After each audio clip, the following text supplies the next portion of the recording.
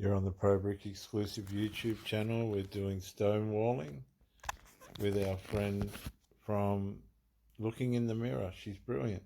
Let's go.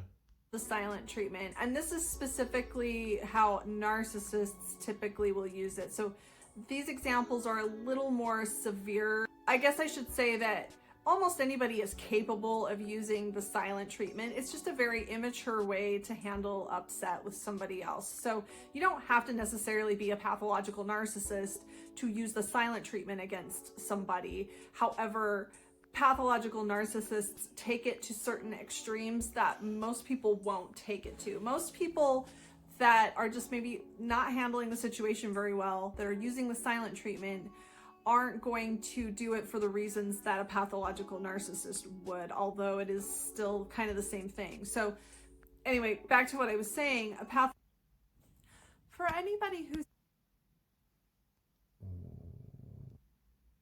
Sorry, guys. What I was going to say is there's an alcoholic and drug addict aspect to this as well, where they're just too stoned or too wrapped up in themselves to bother with communicating with you. You need to be aware of these people. As much as they care, they're just not proper. They just can't function properly in the relationship.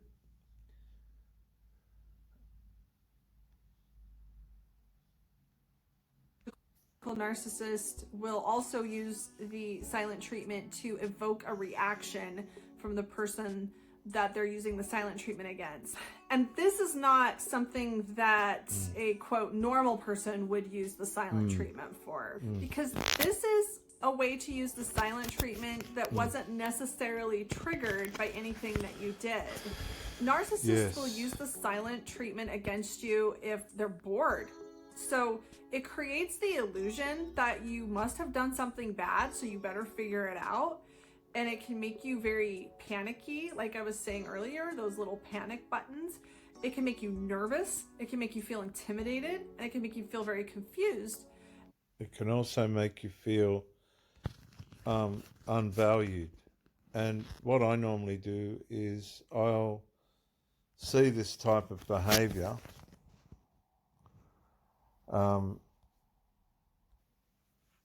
and I'll challenge the person on it.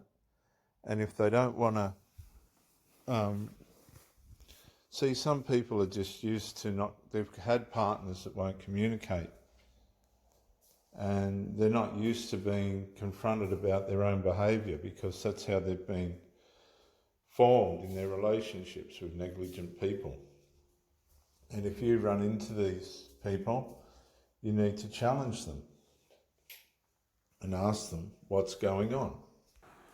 A lot of it's game playing, a lot of it's negligence, but one thing's for sure, ladies and gentlemen, you need to take stock of what this person's relationship skills are, because it's not your job to train somebody or to be somebody in the relationship. I used to say to these people, I can't be you in this relationship.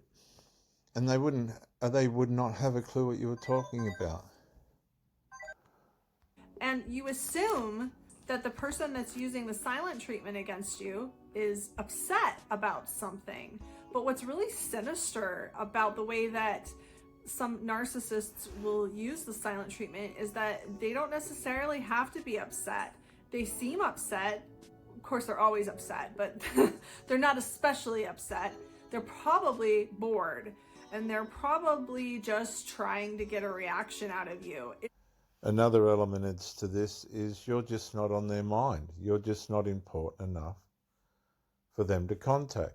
They're happy with themselves. Okay, they're on a different plane to you. They're not at the level of communication or need of communication of what you are.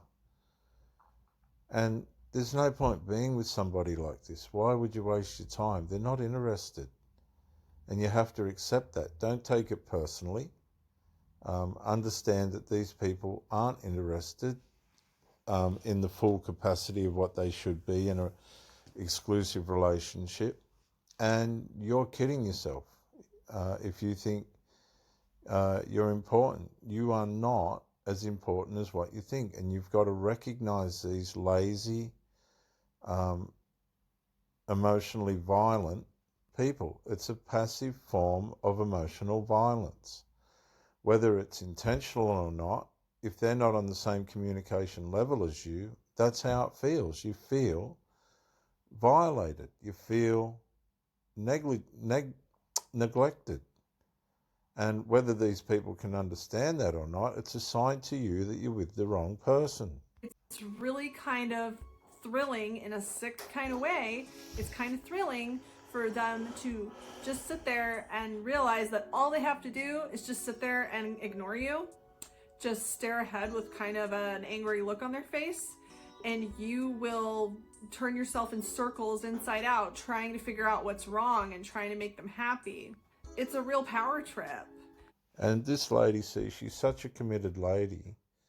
She's just ignoring the rudeness and the audacity of these people that think they can just, like an owl, be in your life. They're like old owls. They just sit there and they're mute. They might go, whoop, whatever an owl does every now and then. And it's really distasteful. It's really unbecoming, and it's not worthy of an exclusive relationship. These people, they end up on their own. I'm telling you, it doesn't matter how hard you try. They've got all these other destructive habits going on psychologically. They're psychologically assaulting, they're emotionally violent, and it's all passive and covert. And whether they know they are doing it or not, it's up to you to realise. Don't worry about a confession from these people. Oh, sorry, I wasn't communicating. They're not capable of it. It's not part of their makeup.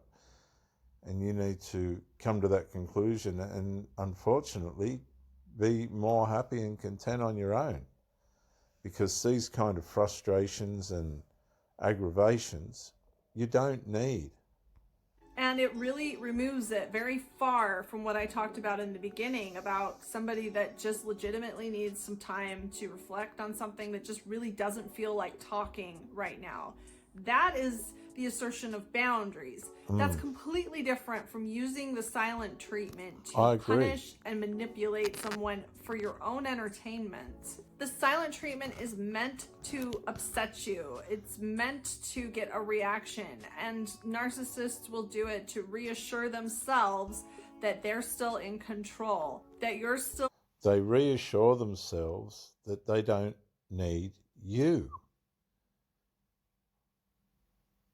They reassure themselves that they don't need you. That's how this game plays.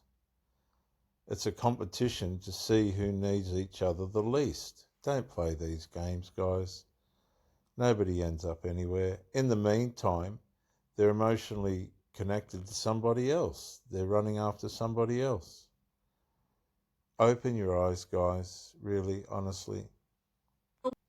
Willing to bend yourself into a pretzel trying to figure out why they're upset when really they're not any more upset than they usually are.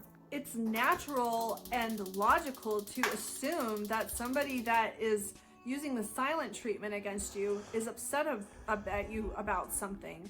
So you're sitting there. Don't assume anything, guys. It's negligence. Okay, by the time you get to my age, 57, you've been in enough relationships to know when somebody's keen and when they've lost interest. A lot of people will just pull you along for as long as they can last. And when you tell them to go and F themselves or whatever, or, I'm out, I'm done, they're happy with that because they're lazy. They don't care. They just let life toss them to and fro. And when they get opportunities of A-grade partnerships, it makes no difference to them because they don't care. You're not as important as you think you are. You've got to find somebody that's really going to value you and be in an exclusive relationship in a way in which is healthy for everyone. Don't reduce yourself to the negligent standards of some of these people out there. They are just selfish. They are not going to play their part in the relationship the way they should unless it suits them. And that is not the way that a relationship should be. Spinning your wheels, trying to figure out what's wrong and weighing whether or not it's worth asking, when in reality, you didn't do anything wrong. And really, the silent treatment, it kind of upsets me now when I look back at how heavily I allowed the silent treatment to manipulate me, How spot on is this woman? I mean, she hasn't got any confrontation skills, whereas if something pisses me off, I'm going to confront it straight up.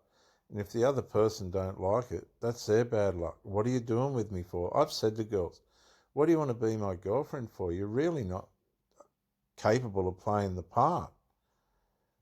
And these are 30, 40, 50-year-old women that are just so fucking stupid. You wonder what you're doing with them. In the end, you just say to them, oh, sorry, look, I'm out. I couldn't be bothered with you. Control I allowed it to have of my emotions, because the silent treatment really isn't anything.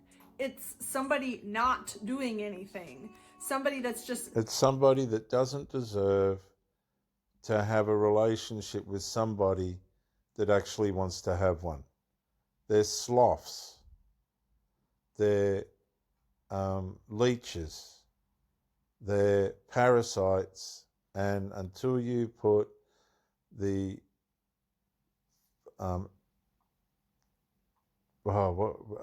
until you fucking get them out of your life, they ain't going to change. Sitting on the couch, and I want to make this point. They're sitting on the couch, they probably have an angry face, and they're likely doing that on purpose because they know how quickly you're going to internalize it and how quickly you're going to go into this mode of, I need to fix this, I need to figure out what's wrong, I need to figure out what I did, and I need to do something about this. If you're dealing with a reasonable person and you are in a healthy, balanced state, 100%. when you see that person sitting somewhere looking upset, your first reaction really shouldn't be to assume that you must have done something wrong. And I know this is something I had to work on for a long time, is not to feel this responsibility for everybody else's feelings, not to walk into a room and see somebody that I'm close to looking upset, kind of ignoring me, and assuming that I must be responsible for that somehow. Yep. If somebody is sitting there looking upset and they're not communicating with you, they're not saying anything, they're not reaching out, they're not trying to explain anything, they're just letting you sit there and wonder what's wrong, that's really not your problem. That's really 100% not your problem, and it's possibly not the right person for you to be with. We're going to go, we'll upload this one. This is part 2 of relationship stonewalling, and we'll go on to part 3 as soon as I get back. Let's just quickly, I think we deserve to let you know that this lady's channel is called Looking Behind the Mirror. I'd like you to subscribe. Don't worry about subscribing to our channel. Understanding Narcissism and Overcoming Abuse. She really does put her heart and soul into it. And if you sit and listen to her videos, she really is a genuine and sincere woman. I've had girlfriends like this, and they're dynamite. So I'll catch you on the next one, guys, on the ProBrick exclusive YouTube channel with Reverend Dr. Jason W. Morrison. Bye for now.